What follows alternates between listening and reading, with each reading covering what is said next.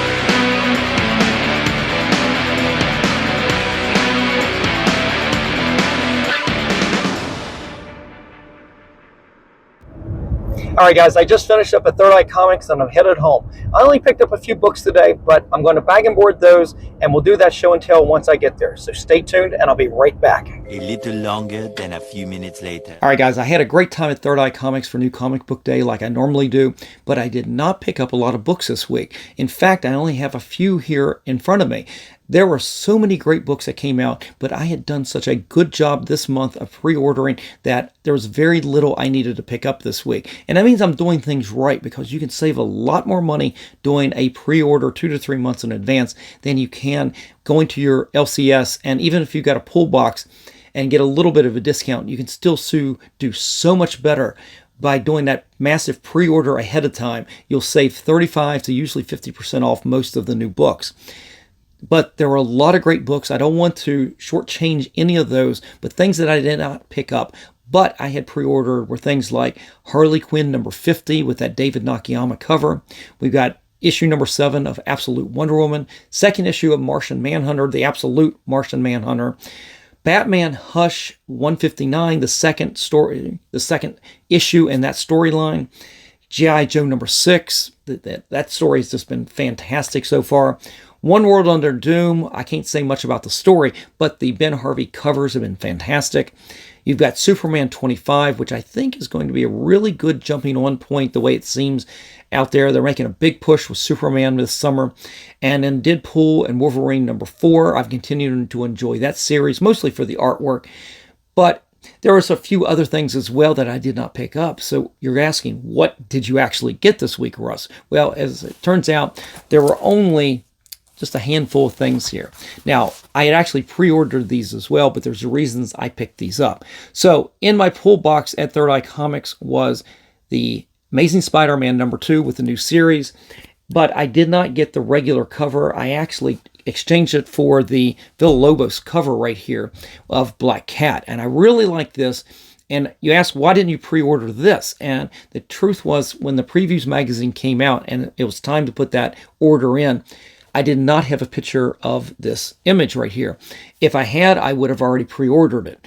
but I've learned that I cannot just blanket order just because of the artist's name. There are times when I don't really like some of the artwork. I don't get every Jenny Frison cover on every book, just like I don't get every Lobos cover. Well, it turned out this particular week he had another book with another cover, and I did not really like that cover at all. But I did really like this one right here. It's, again, I go back to the fact that a lot of his covers are very much like an Adam Hughes cover, but he's coming into his own, and you can definitely spot the difference in there just a little bit.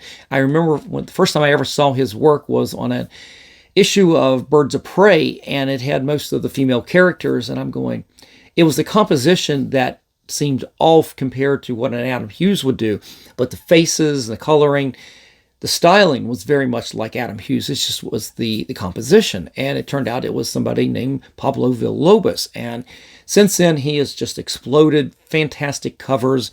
And I really like this one as well. So I picked up the regular trade dress version. They had the ratio virgin version, but it was already $100. And there's no way, I don't like it that much. I can live with the trade dress version of this right here. Now, the next book, I actually picked up the 2 copies of this, one being the regular cover and one being the foil variant.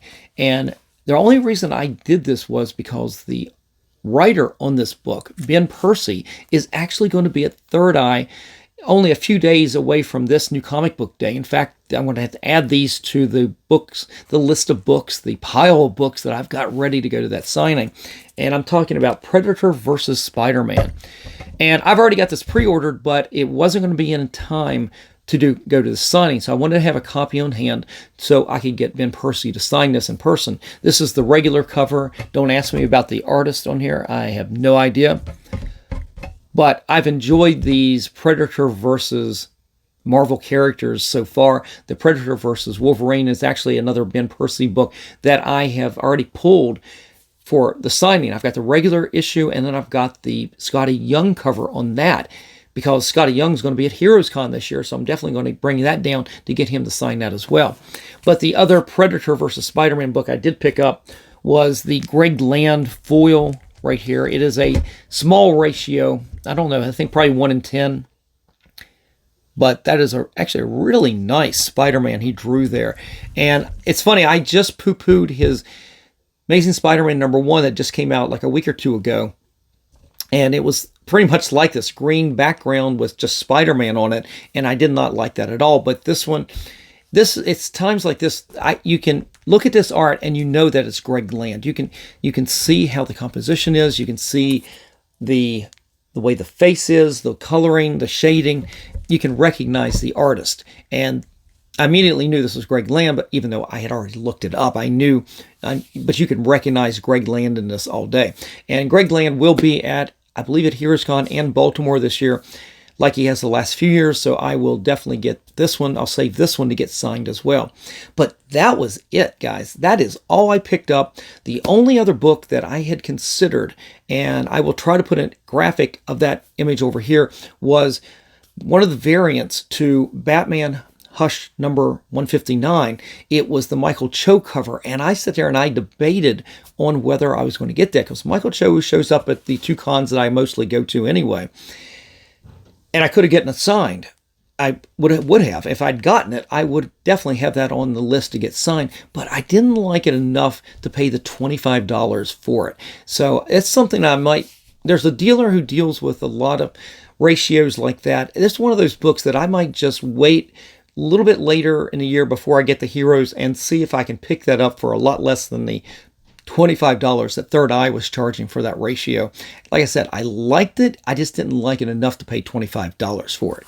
But that was not the only books I picked up this week. There was one other I went to the stands to find, and it's only because the writer who had just been at Third Eye a week before one of his new books came out, Charles Soule, was there signing. And yes, I got some of the 8 Billion Genies and Lucky Devils and some of his Star Wars books, and even his Death of Wolverine sign. You probably already saw that. If you watch my channel, you know I already did a show on that where you got to see all the books I got signed at that signing. Well, a week after that signing, or the new comic book day after that signing, his new book, Daredevil, Cold Day in Hell, had just come out. And obviously we didn't get that signed. And I don't know if I had picked up a copy of that on New Comic Book Day, but I wanted to go ahead and get another copy just so I can take this up to Fan Expo in Philly here about a month from now, up in Philly. And he's going to be there, as well as Scott Snyder, as well as Greg Capullo. But I wanted to be able to have this right here. I think this is pretty cool. I think it's another Steve McNiven artwork. Yeah, he's pairing with Steve McNiven again. And of course, this is a one of those stories where it's old man Matt Murdock type of story. And anyway, that was it. This is everything I picked up. This was a low cost New Comic Book Day, which is really good. The only one that was expensive was really the Predator Spider-Man one here, and it was $13, being a little bit of a ratio. And I sat there and I debated on that as well, if I really was going to do that.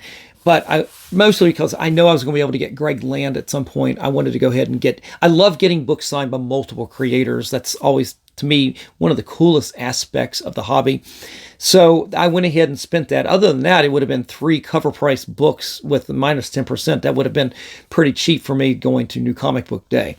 But guys, that is it for today. Quick video. Hope you enjoyed it. If you did, definitely give me a like, slap that subscribe, and click on that notification bell so you don't miss out on any of the episodes that I put out each and every week, Monday, Wednesdays, and Fridays at 3 p.m. And definitely leave me a comment in the comment section below. Let me know about the books that you picked up this week. I'd love to know. All right, guys, I'm out of here. Have a great day. I will see you for the next show. Just remember, every comic has a story.